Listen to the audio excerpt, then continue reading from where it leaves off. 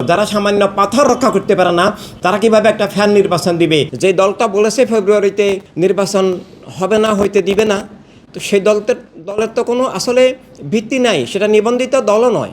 এবং তাদের সমাবেশগুলোতে আমরা টোকাই দেখি। বাংলাদেশের একটা পর্যটন কেন্দ্র, এটা একটা নিদর্শন আল্লাহ তালার। এখানে মানুষ এইগুলো দেখার জন্য যায়। এটা একটা রাষ্ট্রীয় সম্পদ, জনগণের সম্পদ। আমরা এই সরকার কিছুই রক্ষা করতে পারছেন না। তারা আসলে সরকার দাবি করেন কার্যত অকার্যকর সরকার, জননিরাপত্তা, রাষ্ট্রীয় সহায় সম্পদ কিছুই রক্ষা করতে পারছেন না। ব্যাংক কিছু রক্ষা করতে পারছেন না, অর্থনীতি রক্ষা করতে পারছেন না। করার সেটার যোগ্যতাও নয়, ইচ্ছাও নাই। কারণ হচ্ছে যে তারা পক্ষপাতদুষ্ট।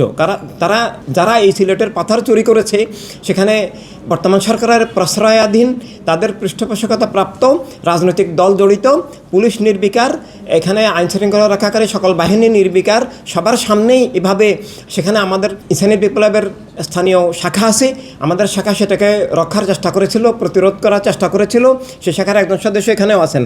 তো এভাবে কিন্তু ব্যর্থ হয়েছে, কারণ পুলিশ সহযোগিতা করছে না এবং সেখানে স্থানীয় সন্ত্রাসী গুন্ডারা এগুলো করছে, খুনের হুমকি দিচ্ছে এবং আতঙ্ক সৃষ্টি করছে।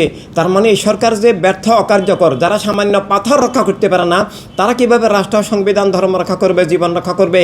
তারা কিভাবে একটা ফ্যান নির্বাচন দিবে?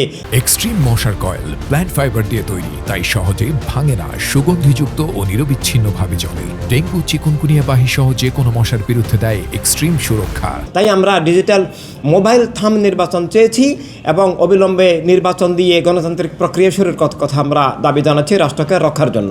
তাদের কোনো জনসমর্থন নাই, তাদের কোনো গণভিত্তি নাই। যে দলটা বলেছে ফেব্রুয়ারিতে নির্বাচন হবে না, হইতে দিবে না, তো সেই দলের তো কোনো আসলে ভিত্তি নাই, সেটা নিবন্ধিত দলও নয়।